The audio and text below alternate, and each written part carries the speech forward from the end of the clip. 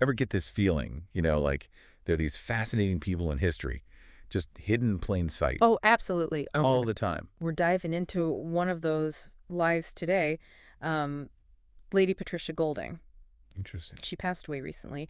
And the tributes have been, well, they've been pouring in, which, I mean, it's interesting on its own, but it's the sheer, like, range of these tributes Right. that really made me want to, like, dig deeper, you know? Yeah, I see what you mean. Because, I mean, yeah, her son, Mark Golding, he's a big name in Jamaican politics. We all know that. Right. But we're seeing condolences from, like, everyone across the entire political spectrum. So what's that about? You know what I mean? Well, you've put your finger on exactly what makes Lady Golding so fascinating.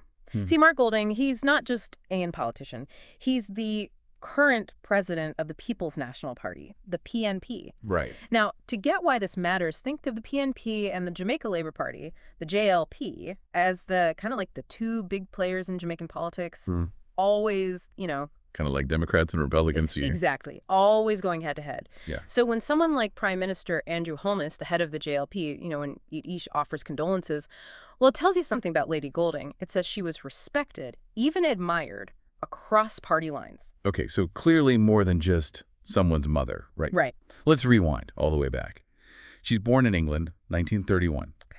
Grew up splitting her time between, Savannah Lamar, Westmoreland, and Kingston and St. Andrew in Jamaica. Wow. So she really had that dual upbringing. She did. Even went to St. Andrew High School. Very prestigious. Right. But then it's back to England for university. And she gets a sociology degree. This is the 1950s, right? That's not exactly typical. You're right to pick up on that. For a Jamaican woman in the 1950s, pursuing a sociology degree, particularly from a British university, well, that was practically unheard of. This wasn't just about, studying. This suggests a real desire to understand societies, perhaps even a passion for, I don't know, maybe social justice, who knows. It's really interesting. It kind of lays the groundwork for the kind of impact she would eventually have. And impact she did have. She kicks off her career, 1953. Jamaica's taking its first steps as an independent nation. Big moment. Huge. And her first role, administrative cadet in the Colonial Secretariat. Wow. And you have to remember, this is right when Jamaica is transitioning, moving from colonial rule to self-governance. Right. The Colonial Secretariat, even though it was, kind of on its way out, it was still the center of administration. To be there, even in a junior role, it meant she was seeing the birth of a nation firsthand. Wow. Talk about a front row seat to history. Right. But she doesn't stop there. She moves on to the Ministry of Trade and Industry, then to the Central Planning Unit. These weren't just like ordinary jobs. We're talking real influence here. Oh, absolutely.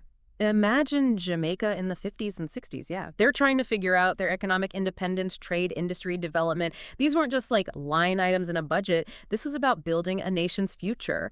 And to be in those rooms, influencing policy, shaping strategy, I mean, that's a legacy that still has meaning today. Amazing. And somewhere in all of this, she finds time to get married.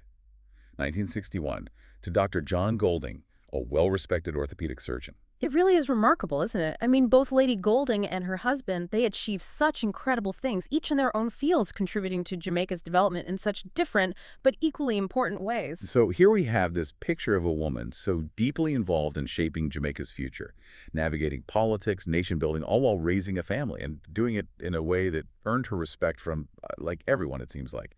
What's the takeaway? I mean, how do we even start to understand a legacy like hers? That's a question worth thinking about, isn't it? Maybe it's about understanding that impact isn't always about, making headlines. Maybe it's about dedication, integrity, the work we do, whatever it is, we do it the best way we can. Lady Golding, her story, it's a testament to quiet influence, to working diligently behind the scenes to make things better. Wow. It makes you wonder, what will your legacy be? That is the question, isn't it? It really is. Something to think about.